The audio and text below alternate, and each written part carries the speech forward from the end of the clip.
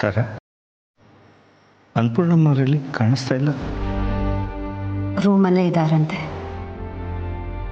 ಜನರ ಮುಂದೆ ಅವ್ರ ದುಃಖನ ಕಂಟ್ರೋಲ್ ಮಾಡ್ಕೊಳ್ಳೋದು ಕಷ್ಟ ಆಗತ್ತೆ. ಮೊನ್ನೆ ಕಾರ್ಯ ನಡಿವಾಗಲೂ ಅಷ್ಟೇ, ಯಾರನ್ನೂ ನೋಡಲಿಲ್ಲ, ಯಾರನ್ನೂ ಮಾತಾಡಿಸ್ಲಿಲ್ಲ. ಪೂರ್ತಿ ಅವ್ರ ತಲೆ ಎತ್ತಲೇ ಇಲ್ಲ. ಸಾವಿನ ನೋವನ್ನ ಮರಿಬೇಕು ಅಂದರೆ ಅವ್ರೆಲ್ಲರ ಜೊತೆ ಓಪನ್ ಅಪ್ ಆಗಲೇಬೇಕಲ್ವಾ?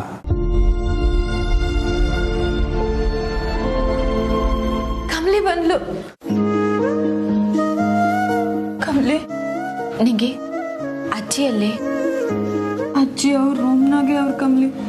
3 ದಿನದ ಅವ್ರು ಆಚೆ ಕೂಡ ಬಂದಿಲ್ಲ, ಊಟ ತಿಂಡಿನೂ ಮಾಡಿಲ್ಲ ಕಮಲಿ. ನಮ್ಮ ಯಾರ ಜೊತೆಗೂ ಮಾತು ಕೂಡ ಆಡ್ತಿಲ್ಲ.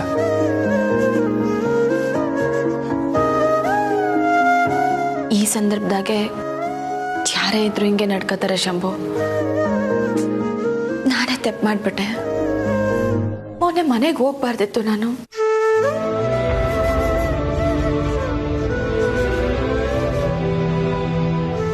ಕಮಲಿ, ಕಮಲಿ,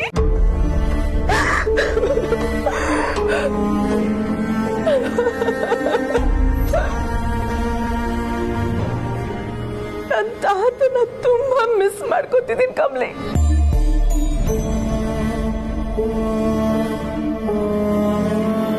ಸಮಾಧಾನ ಮಾಡ್ಕಾನಿಕ ಆಗ್ತಿಲ್ಲ. ಇಷ್ಟೊತ್ತು ನನ್ನ ನೋವು, ನನ್ನ ಅಳು ತಡ್ಕೊಂಡಿದ್ದೆ. ಬಟ್ ನಿನ್ನ ನೋಡಿದ್ಮೇಲೆ ನಾನು ಮತ್ತೆ ಎಮೋಷನಲ್ ಆಗ್ಬಿಟ್ಟೆ ಕಮಲಿ. ಯಾಕಂದ್ರೆ ನಾವಿಬ್ರು ತಾತನ ಮುದ್ದಿನ ಮೊಮ್ಮಕ್ಕಳು. ನೋವು ಏನು ಅಂತ ನಿನಗೆ ಮಾತ್ರ ಗೊತ್ತಾಗುತ್ತೆ. ಅನಿಕಾ, ಅಳ್ಬೇಡ, ಸಮಾಧಾನ ಮಾಡ್ಕೊ. ಇಂಥ ಸಮಯದಾಗೆ ಅಜ್ಜಿಗೋಸ್ಕರ ಆದ್ರೂ ಗಟ್ಟಿಯಾಗಿರ್ಬೇಕು. ಅಳ್ಬೇಡ.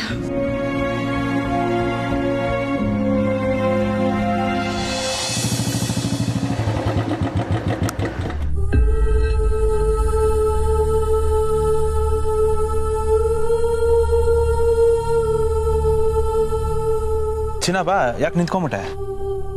ಹೇಗೆ ಒಳಗೆ ಬರೋದು ಅಂತಾನೆ ಗೊತ್ತಾಗ್ತಿಲ್ಲ ಕಣೋ. ಒಳಗಡೆ ತುಂಬಾ ಜನ ಇರ್ತಾರೆ, ಎಲ್ಲರೂ ತಾತನ ಬಗ್ಗೆನೇ ಮಾತಾಡ್ತಿರ್ತಾರೆ. ಎಷ್ಟು ನೋವಲ್ಲಿರ್ತಾರೆ ಎಲ್ಲರೂ. ಇಂಥ ಸಿಚುವೇಶನ್ನ ಹ್ಯಾಂಡಲ್ ಮಾಡೋಕ್ಕೆ ನಂಗೆ ಗೊತ್ತಾಗಲ್ಲ ಅಮರ್. ಇಲ್ಲಿ ಬರೋರು ಎಲ್ರು ತಾತನ ಬಗ್ಗೆ ಒಂದೆರಡು ಮಾತಾಡ್ತಾರೆ, ಹೊರಟೋಗ್ತಾರೆ. ಆದರೆ ನೀವು ಈ ಮನೆಯವರು ಅನ್ಸ್ಕೊಂಡಿರೋರು, ಅಜ್ಜಿಗೆ ನೀವೇ ಸಮಾಧಾನ ಮಾಡ್ಬೇಕಲ್ವಾ? ಹೌದು, ಬಾ ಅಮರ್, ಒಳಗಡೆ ಹೋಗೋಣ. ನೀನು ಹೋಗಿರು ಚಿನ್ನ. ಯಾಕೆ ನೀನ್ ಬರಲ್ವಾ? ಅದು ಚಿನ್ನ, ಒಳಗೆ ನಿಮ್ಮಮ್ಮ ಇರ್ತಾರಲ್ಲ, ಸುಮ್ಮನೆ ನನ್ನ ನೋಡಿ ಕೋಪ ಮಾಡ್ಕೊಳ್ಳೋದು ಇದೆಲ್ಲ ಯಾಕೆ ಅಂತ. ಮೊದಲೇ ದುಃಖದಲ್ಲಿರೋ ಅವ್ರಿಗೆ ನನ್ನಿಂದ ಇನ್ನಷ್ಟು ಬೇಜಾರಾಗಬಾರ್ದಲ್ಲ. ಯಾಕೆ ಮಾತು ಹೇಳ್ತಿದ್ದೀನಿ ಅಂದರೆ, ಮೊನ್ನೆ ಸಂಸ್ಕಾರಕ್ಕೆ ನಾನು ಬಂದಿದ್ದು ಅವ್ರಿಗೆ ಇಷ್ಟ ಆಗಿರಲಿಲ್ಲ. ಹಾಗಂತ ಬರ್ದೇ ಇರ್ತೀಯ ಅಮರ್. ಅಜ್ಜಿಗೆ ನೀನಂದ್ರೆ ಎಷ್ಟು ಪ್ರೀತಿ, ಅವ್ರಿಗೋಸ್ಕರ ನಾನಾದ್ರೂ ಬಾರೋ. ಬರ್ದೇ ಇರ್ತೀನ ಚಿನ್ನ. ಇಂಥ ಟೈಮಲ್ಲಿ ಶತ್ರುಗಳಾದ್ರೂ ಬಂದು ಹೋಗ್ತಾರೆ. ಅಂಥದ್ರಲ್ಲಿ ನಮ್ಮ ಪ್ರೀತಿ ತಾತ ಅವರು, ಅವ್ರಿಗೆ ಶ್ರದ್ಧಾಂಜಲಿ ಕೋರಕ್ಕೆ ಬರ್ದೇ ಇರ್ತೀನ ಹೇಳು? ನಾನು ಬಂದೇ ಬರ್ತೀನಿ, ಆದರೆ ನೀನು ಒಳಗೆ ಹೋಗಿರು. ಸರಿ ಅಮ್ಮ.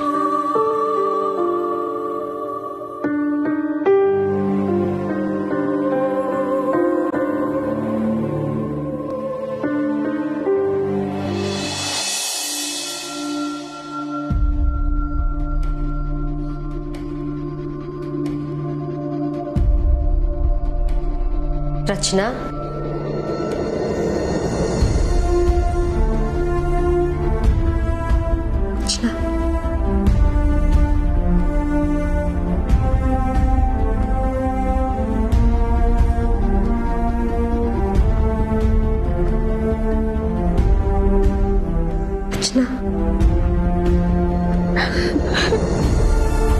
ರಚನಾ, ಆ ಅಜ್ಜಿ ಮುಂದೆ ನಾವು ಯಾರು ಅಳಬಾರ್ದು ಅಂತ ಮಾತಾಡ್ಕೊಂಡಿದ್ದೀವಿ.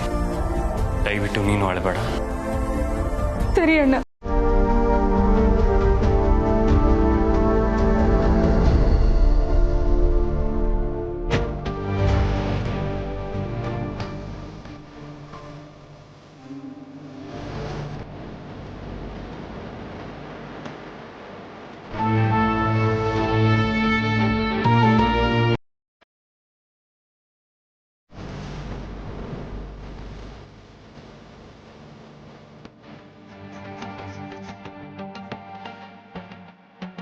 ತಾರ ಬರಬೇಕಾದವರೆಲ್ಲ ಆಲ್ಮೋಸ್ಟ್ ಬಂದಾಗಿದೆ.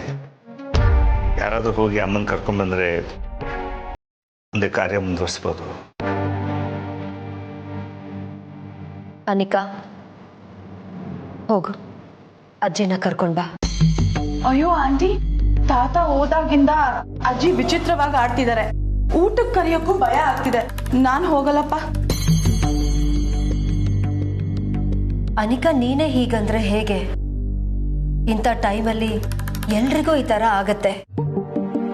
ವಯಸ್ಸಾದ್ಮೇಲೆ ಜೊತೆಗಾರನ್ನ ಕಳ್ಕೊಂಡ್ರೆ ಆಗೋ ನೋವು ಅಂತಿಂಥದ್ದಲ್ಲ. ಅವರು ಎಲ್ರ ಜೊತೆ ಬೆರೆತ್ರೇನೆ ನೋವನ್ನ ಮರೆಯೋಕ್ಕಾಗೋದು. ಹೋಗು, ಕರ್ಕೊಂಡ್ ಬಾ.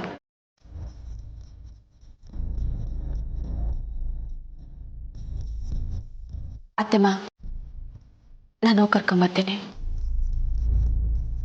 ಬೇಡ ಕಮಲಿ, ನೀನು ಅವ್ರ ಎದುರು ಹೋದ್ರೆ ಅತ್ತೆ ಬಿಡ್ತೀಯಾ? ಆಮೇಲೆ ಅವರನ್ನ ಸಮಾಧಾನ ಮಾಡೋದು ಕಷ್ಟ ಆಗತ್ತೆ. ನಾನೇ ಹೋಗ್ತೀನಿ. ಇಲ್ಲ ಅತ್ತೆಮ್ಮ, ನಾನು ಕರ್ಕೊಂಬರ್ತೀನಿ.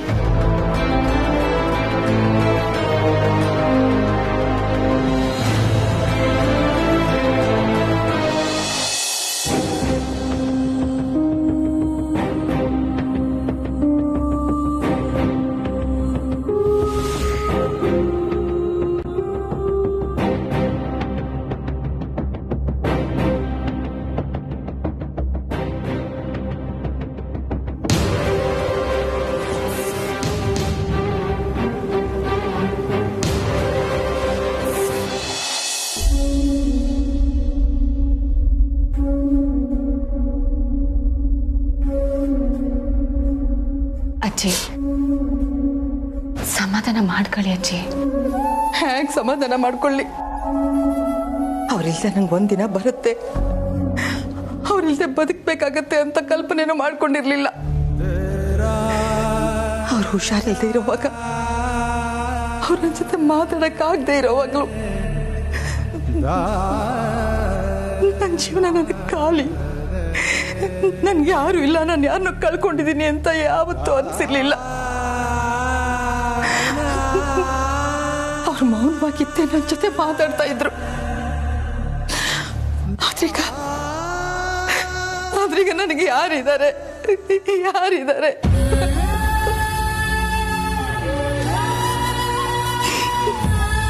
ಅವ್ರ ಜೊತೆ ನಾನು ದಿನ ಜಗಳ ಮಾಡ್ತಿದ್ದೆ. ಅವ್ರು ಕೀಟ್ಲೆ ಮಾಡ್ದಾಗೆಲ್ಲ ನಾನು ಹೇಗಾಡ್ತಾ ಇದ್ದೆ. ಆದ್ರೀಗ ಅವ್ರು ಒಂದೇ ಒಂದ್ಸಲ ನನ್ನನ್ನು ಕೀಟ್ಲೆ ಮಾಡಲಿ, ಅನ್ಪೂರ್ಣ ಅಂತ ನನ್ನ ಹಿಂದಿಂದೆ ಆಲಿಲಿ ಅಂತ ಅನ್ಸುತ್ತೆ.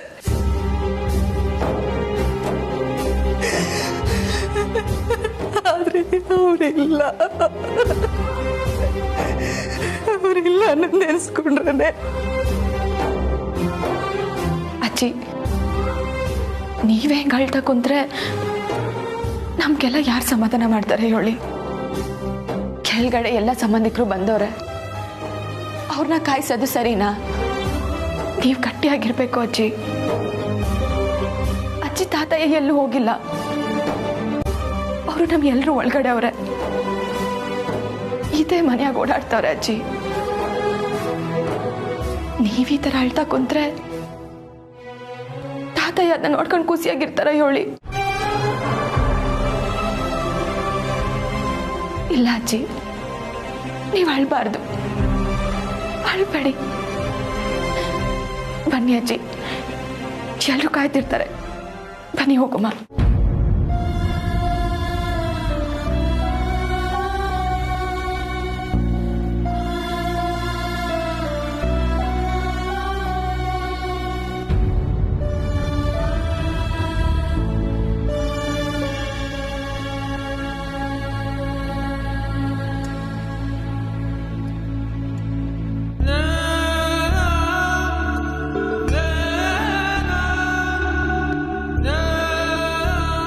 ನಾನು ನನ್ನ ಹಣೆ ಕುಂಕುಮನ ತೆಗಿಯಲ್ಲ ಕಮಲಿ.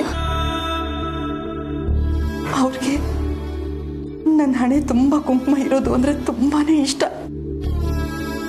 ನಾನು ಯಾವಾಗಲೂ ಹೀಗೆ ಇರಬೇಕು ಅಂತಾನೆ ಅವ್ರ ಆಸೆ.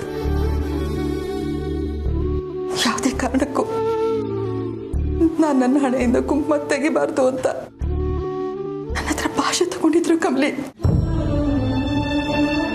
ಗಂಡ ತೀರ್ಕೊಂಡ್ರೆ ಒಂದು ಹೆಣ್ಣಿಗೆ ಮುತ್ತಿದೆ ಸೋಬಗೆ ಎಲ್ಲ ಅವನ ಹಿಂದೆನೆ ಹೊಟ್ಟೋಗುತ್ತೆ ಅಂತಾರೆ. ಆದ್ರೆ ನಮ್ಮ ಯಜಮಾನ್ರು ನನ್ನಿಂದ ಯಾವುದು ಕಿತ್ಕೊಂಡು ಹೋಗಿಲ್ಲ ಕಮಲಿ, ಯಾವುದು ಕಿತ್ಕೊಂಡು ಹೋಗಿಲ್ಲ. ಇಲ್ಲ ಅಜ್ಜಿ, ನೀವೇ ಕುಂಕುಮ ತೆಗಿತೀನಿ ಅಂದ್ರು ನಾನೇ ಬೇಡ ಅಂತಿದ್ದೆ. ನೀವು ಹಿಂಗೆ ಇರಬೇಕು ಅಜ್ಜಿ. ಬನ್ನಿ ಅಜ್ಜಿ.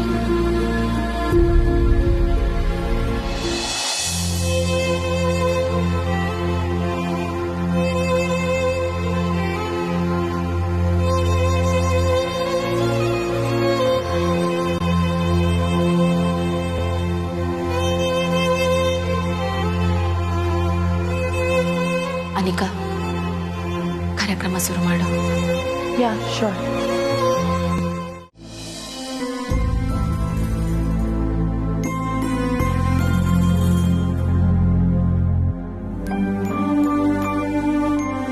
ಇವತ್ತು ನಮ್ಮ ತಾತ ಸದಾನಂದ ಅವರು ತೀರ್ಕೊಂಡು 3ನೇ ದಿನ. ಅವರಿಗೆ ಶ್ರದ್ಧಾಂಜಲಿ ಅರ್ಪಿಸೋಕೆ ನೀವೆಲ್ಲರೂ ಬಂದಿದ್ದೀರಾ. ಎಲ್ಲರೂ ನಮ್ಮ ತಾತನ ಬಗ್ಗೆ ನಿಮ್ಮ ಅನಿಸಿಕೆಗಳನ್ನ ಶೇರ್ ಮಾಡ್ಕೊಳ್ಳಿ. ಎಲ್ಲದಕ್ಕಿಂತ ಮೊದಲು ನಾನೊಂದೆರಡು ಮಾತಾಡಬೇಕು. ಮಾತಾಡಿ ಅಜ್ಜಿ.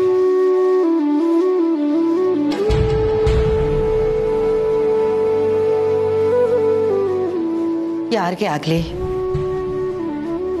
ಸಂಗಾತಿ ಅಗತ್ಯ ಇರೋದು ಇಳಿ ವಯಸ್ಸಿನಲ್ಲೇ.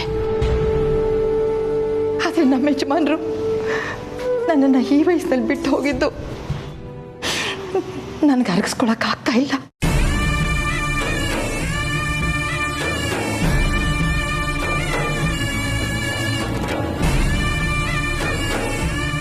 ಆದರೂ ನಾನು ನಿಮ್ಮೆಲ್ಲರ ಮುಂದೆ ಈ ಕ್ಷಣದಲ್ಲಿ ನನ್ನ ದುಃಖನ ಹಂಚ್ಕೊಳ್ಳೋಕೆ ಇಷ್ಟಪಡಲ್ಲ. ಒಬ್ಬ ವ್ಯಕ್ತಿ ಹೇಗಿರ್ಬೇಕು ಅನ್ನೋದಕ್ಕೆ ಉದಾಹರಣೆ ನಮ್ಮ ಯಜಮಾನರು ಅಂತ ಹೇಳೋದಕ್ಕೆ ಇಷ್ಟಪಡ್ತೀನಿ. ನಾನೊಂದು ಹೆಣ್ಣಾಗಿದ್ರು ಮೊದಲಿನಿಂದಲೂ ನನಗೆ ಅವರು ಪೂರ್ತಿ ಸ್ವಾತಂತ್ರ್ಯ ಕೊಟ್ಟರು. ನನಗೆ ಬೆನ್ನೆಲುಬಾಗಿದ್ರು, ಬೆಂಬಲವಾಗಿದ್ರು. ನಾನು ಕಾಲೇಜ್ನ ಕಟ್ಟಿ ಬೆಳೆಸೋದಕ್ಕೆ ನನಗೆ ನೆರವಾದ್ರು. ಎಂಥ ನೋವಲ್ಲೂ ಏನಾದರೂ ತಮಾಷೆ ಮಾಡಿ ಮನೆ ತುಂಬ ನಗು ತುಂಬ್ತಾ ಇದ್ರು. ಅವ್ರು ಉಳಿಸಿದ ಒಳ್ಳೆ ನೆನಪುಗಳ ಜೊತೆ, ಅವ್ರು ಕಲಿಸಿದ ನಗುವಿನ ಜೊತೆ ನನ್ನ ಮುಂದಿನ ಜೀವನನ ನಾನು ಕಳೆಯೋದಕ್ಕೆ ಇಷ್ಟಪಡ್ತೀನಿ.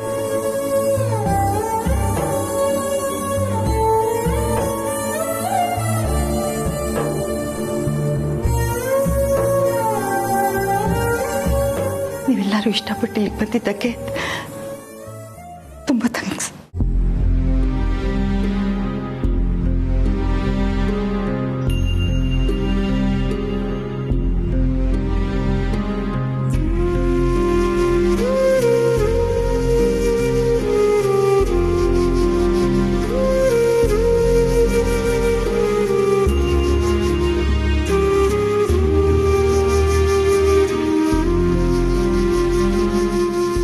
ಸದಾನಂದ್ ಅಂಕಲ್ ನನಗೆ ತಂದೆ ಸಮಾನ. ಅವ್ರಿಗೆ ವಯಸ್ಸಾಗಿದ್ರು ಇನ್ನೂ ತುಂಬ ಆರೋಗ್ಯವಾಗಿದ್ರು. ಇನ್ನು 100 ಕಾಲ ನಮ್ಮ ಜೊತೆ ಇರ್ಬೋದಿತ್ತು. ಆದರೆ ಹೀಗೆ ದಿಢೀರಂತ ಹೋಗಿತ್ತು ತುಂಬ ದುಃಖಕರವಾದ ವಿಷಯ. ನಾವೆಲ್ಲರೂ ಅವ್ರನ್ನ ಮಾದರಿಯಾಗಿ ಇಟ್ಕೊಂಡು ಅವ್ರಿಗೆ ಖುಷಿ ಆಗೋ ಹಾಗೆ ಬಾಳಿ ಬದುಕಿ ತೋರಿಸ್ಬೇಕು. ಅದೇ ನಮ್ಮೆಲ್ರಿಗೂ ಇನ್ನೂ ಮುಂದಿರೋ ದಾರಿ ಅಂತ ನನ್ಗನ್ಸುತ್ತೆ. ವಾಟೆವರ್, ಅಂಕಲ್ ಆತ್ಮಕ್ಕೆ ಶಾಂತಿ ಸಿಗಲಿ ಅಂತ ಕೇಳ್ಕೊತೀನಿ.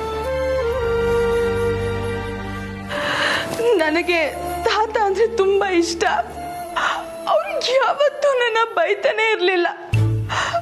ಅಜ್ಜಿ ಅಂದ್ರೆ ಸ್ವಲ್ಪ ಭಯನೇ, ಬಟ್ ತಾತ ಅಂದ್ರೆ ತುಂಬಾ ಸಲಿಗೆ.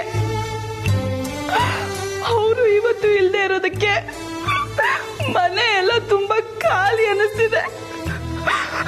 ನನ್ನ ಹತ್ರ ಇನ್ನು ಏನ್ ಹೇಳ್ಬೇಕು ಅಂತ ಗೊತ್ತಾಗ್ತಾ ಇಲ್ಲ. ಐ ಮಿಸ್ ಯು ತಾತ, I miss you so much.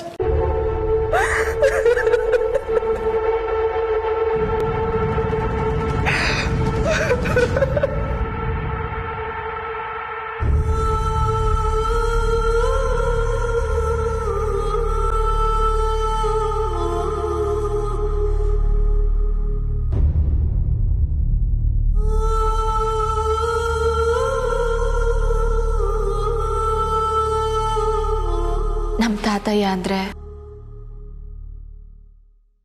ಮಗುವನಂತ ಮನ್ಸಿರೋರು. ಯಾವತ್ತೂ ಯಾರಿಗೂ ಕೆಟ್ಟದ್ ಬಯಸ್ದವ್ರಲ್ಲ. ಎಲ್ರಿಗೂ ಪಿರುತಿನ ಹಂಚ್ತಾನೆ ಬಂದ್ರು. ಒಬ್ಬ ಗಂಡ ಹೆಂಗಿರ್ಬೇಕು ಅನ್ನೋದಕ್ಕೆ ಮಾತ್ರನೇ ನಮ್ಮ ತಾತಯ್ಯ. ಯಾಕಂದ್ರೆ ಇವತ್ತಜ್ಜಿ ಏನೇನ್ ಸಾಧಿಸೋರು ಅದೆಲ್ಲದಕ್ಕೂ ಪ್ರೋತ್ಸಾಹ ನೀಡಿ ಬೆನ್ನೆಲುಬಾಗಿ ನಿಂತವ್ರು ನಮ್ಮ ತಾತಯ್ಯ. ಪ್ರತಿಯೊಬ್ರು ಅವ್ರಂಗೆ ಬದುಕಿದ್ರೆ ಎಲ್ರು ಮೆಚ್ಚೋ ಅಂತ ವ್ಯಕ್ತಿ ಆಗ್ಬೋದು, ಜೀವನದುದ್ದಕ್ಕೂ ನೆನ್ಪಿಟ್ಕೊಳ್ಳೋ ಅಂತ ವ್ಯಕ್ತಿ ಆಗ್ಬೋದು ಅನ್ನೋದಕ್ಕೆ ಉದಾಹರಣೆನೇ ನಮ್ಮ ತಾತಯ್ಯ. ಅವರು ನಮ್ಮ ತಾತಯ್ಯ ಅನ್ನೋದೇ ನನಗೆ ಹೆಮ್ಮೆ.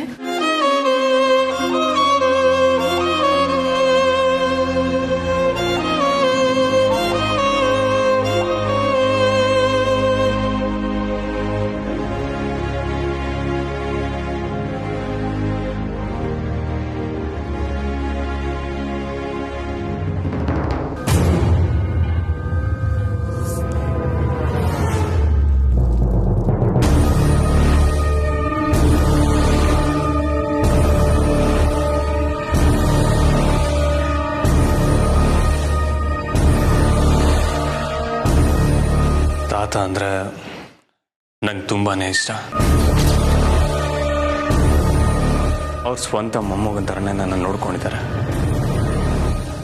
ಕೊನೆ ಕ್ಷಣಗಳಲ್ಲಿ ನಾನು ಅವ್ರ ಜೊತೆ ಇರ್ತೀನಿ ಅಂತ ನಾನು ಎಕ್ಸ್ಪೆಕ್ಟು ಮಾಡಿರಲಿಲ್ಲ.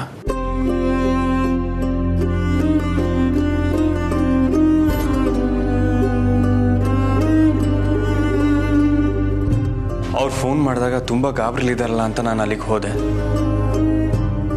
ಆದರೆ ನಾನು ಹೋಗೋ ಅಷ್ಟರಲ್ಲಿ ಅವ್ರ ಸಾವು ಬದುಕಿನ ಮಧ್ಯೆ ಹೋರಾಡ್ತಿದ್ರು. ನಾವು ಎಷ್ಟೇ ಪ್ರಯತ್ನ ಪಟ್ಟರು ಅವ್ರನ್ನ ಉಳಿಸ್ಕೊಳ್ಳೋದಕ್ಕಾಗಲಿಲ್ಲ. ಅವ್ರು ತೀರ್ಕೊಂಡ್ಬಿಟ್ರು. ನನ್ನ ಜೀವನದಲ್ಲಿ ಅವ್ರನ್ನ ಉಳಿಸ್ಕೊಳ್ಳೋಕ್ಕಾಗಲಿಲ್ಲ ಅನ್ನೋ ಗಿಲ್ಟು ಕೊನೆವರೆಗೂ ನನ್ನ ಕಾಡ್ತಿರುತ್ತೆ.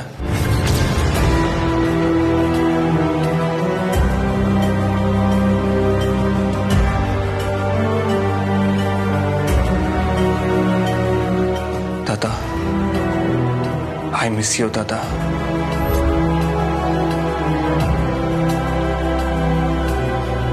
ಮಾಡೋದೆಲ್ಲ ಮಾಡಿ ಒಳ್ಳೆ ಒಂಥರ ನಾಟಕ ಆಡ್ತಾ ಇದೀಯಾ?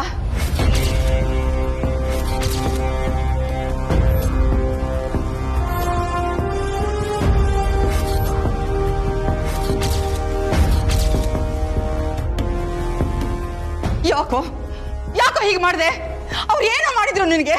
ಯಾಕೋ ಅವ್ರನ್ನ ಕೊಂದೆ? ಹೇಳು ಹೇಳು.